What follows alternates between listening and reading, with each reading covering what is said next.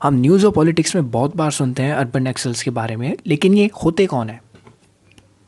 हमारे देश में एक जगह है वेस्ट बंगाल। वेस्ट बंगाल में गांव है नक्सलबाड़ी।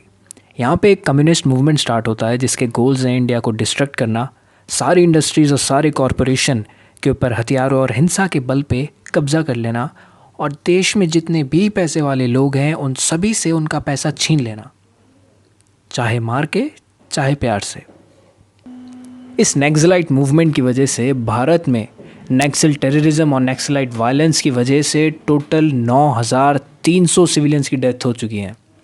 ऊपर से लगभग 3,000 सिक्योरिटी पर्सनल हमारे शहीद हुए हैं। भारत तो भारत, पूरी दुनिया में आईसिस और तालिबान के बाद अगर कोई हिंसा करने वाला संगठन है तो वो नक्सलाइट्स का ही नेटवर्क है। लेकिन फिर भी हमें बात पता नहीं है, जबकि भारत में ही हो रहा है।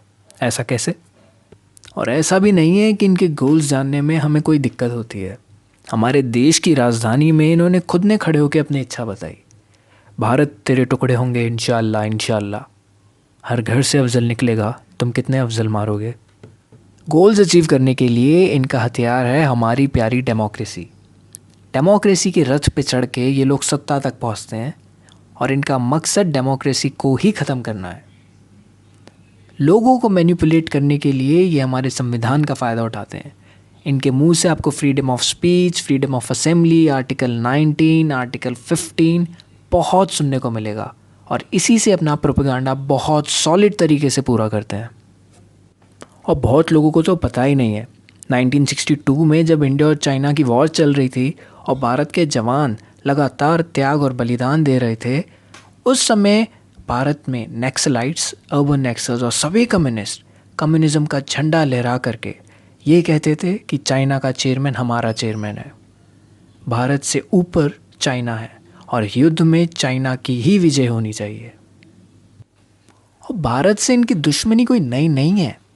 इंडिपेंडेंस और पार्टीशन से बहुत पहले से कहते आ रहे हैं लोग तो कि भारत के 30 से ज़्यादा टुकड़े हो जाने चाहिए। अभी लोग काम ऐसे करते हैं कि नक्सलाइट्स जंगलों में छिपे रहते हैं और हथियारों के दम पे गांवों पे कब्जा करने की कोशिश करते रहते हैं।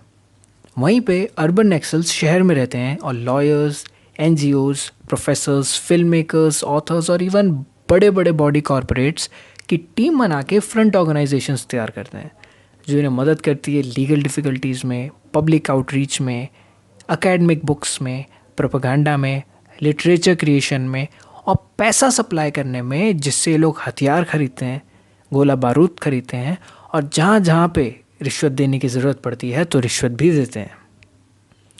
ये नक्सल टेररिस्ट नेटवर्क्स इतने डेंजरस है कि इनसे प्रोटेक्शन हमारे लिए बहुत ज़्यादा ज़रूरी है।